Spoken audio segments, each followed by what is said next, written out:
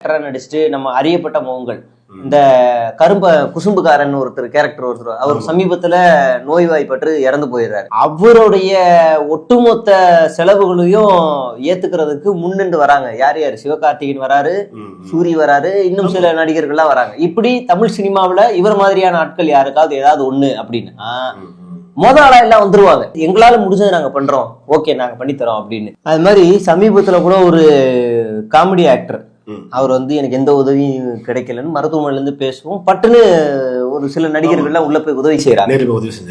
ஆனா விஜய் போனா மட்டும் அது தகவலா தான் வரும். ஏதோ ஒரு குழந்தை மருத்துவமனையில இருந்துச்சு, ஒரு பேசுனாருன்னு தகவல். அப்படி எல்லாமே அப்படி தகவலா தான் வரும். இந்த மாதிரி மற்ற நடிகர்கள் கூட நடிச்சவங்க அவங்களுடைய ரசிகர்களுக்கு ஏதாவது ஒண்ணுன்னா, ஈவன் விஷால் அவரோட ரசிகருக்கு ஏதாவது ஒண்ணுன்னா உடனே ஓடிடுவார். அப்ப இரக்கமற்றவர் யாரு? இங்க வருது கேள்வி வருது. இவருடைய மாநாட்டுல இவருடைய ரசிகரா 18 வருஷமா இருந்தவர் இறந்து போனதுக்கு எந்த தகவலும் இல்லை. ஏங்க இதெல்லாம் ஒரு விஷயமா? சரி, திருச்சிக்கு முத சுற்றுப்பயணம் போறாரு, திருச்சியில போய் நின்னு பேசுறாரு. என் கூடவே இருந்தா சீனிவாசன் 18 வருஷமா எனக்காக கட் அவுட் வைக்கிறது, பால் ஊத்துறது, போஸ்டர் ஓட்டுறது, என் படத்தை ப்ரொமோஷன் பண்றது, எல்லா வேலைகளையும் செய்தது இங்க இருக்கக்கூடிய சீனிவாசன் அவர் தான். அவருடைய மறைவு என்ன ஒரு பெரிய இதுக்கு முடியாம இருக்கு அப்படின்னு ஒரு வார்த்தை கூட பதிவு பண்ணல. எவன் செத்தா எனக்கு என்ன, எனக்கு ஏன் அரசியல் முக்கியம், அவ்வளவுதான்.